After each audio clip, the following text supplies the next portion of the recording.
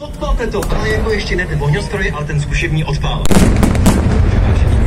Teď už skutečně začíná jakože...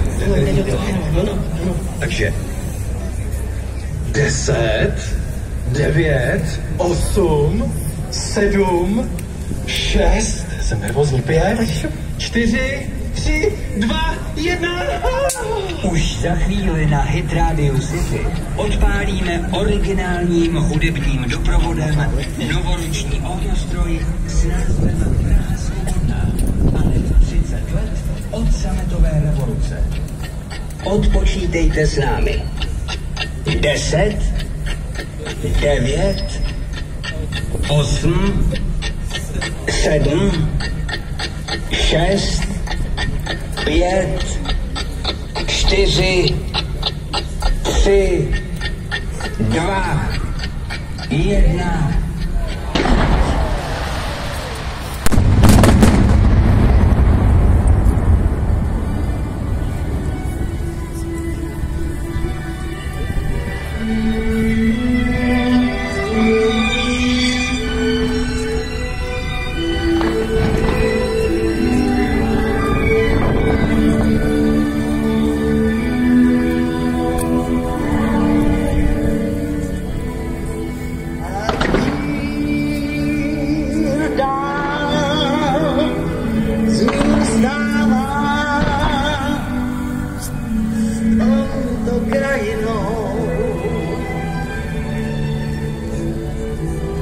Slova, závist, zášť, strach a svár, kdy až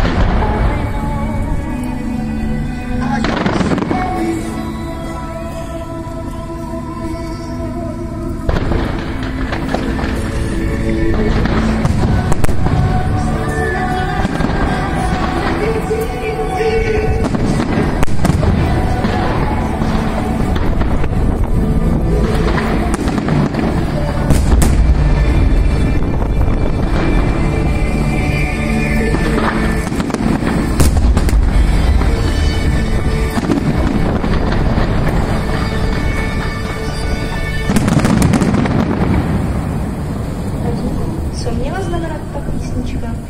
Víš, tahle písnička znamená moc pro nás všechny, co pamatujeme sametovou revoluci.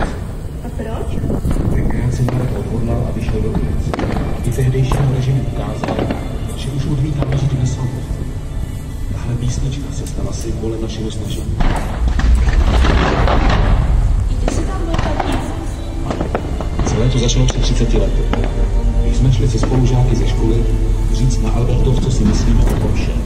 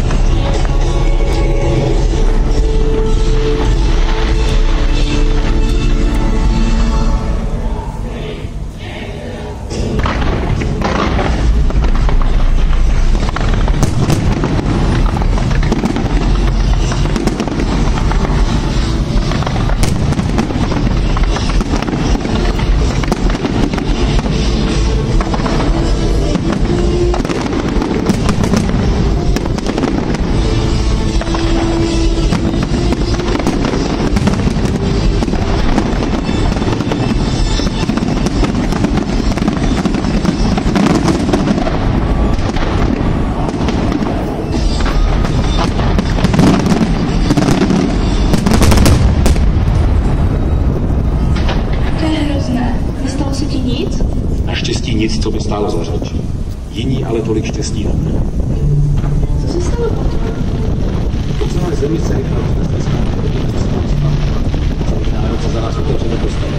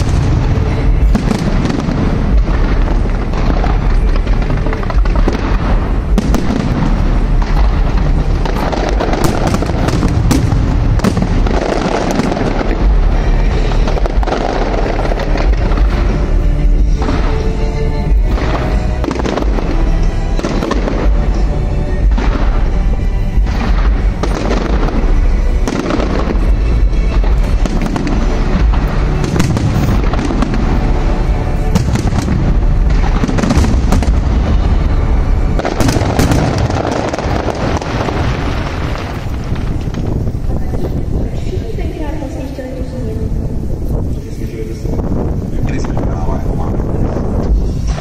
Třeba i muziku jsem nesměl poslouchat.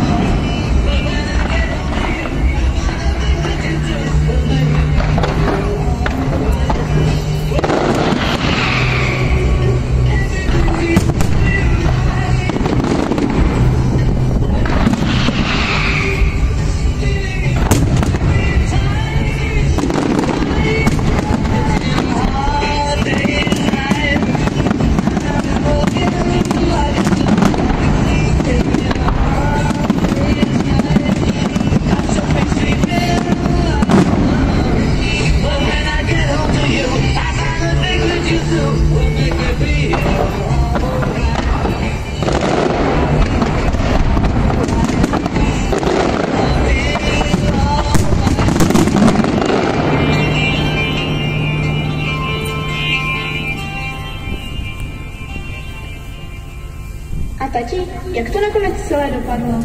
Cesta byla ještě dlouhá, ale nakonec pravda a láska zvítězila.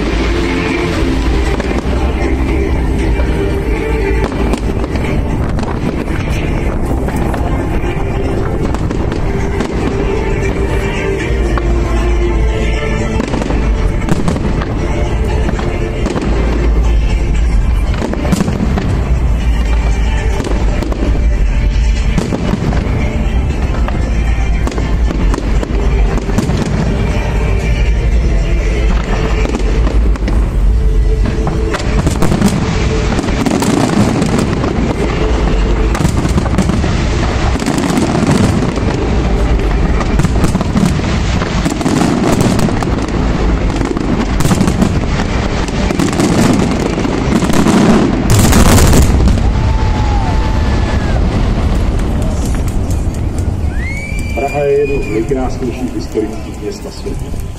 Můžeme být vděční za to, jaké dědictví nám vytvořili a zanechali naši předkové a musíme k ní s pokorou pečovat a nejen přátrat tam skutečně.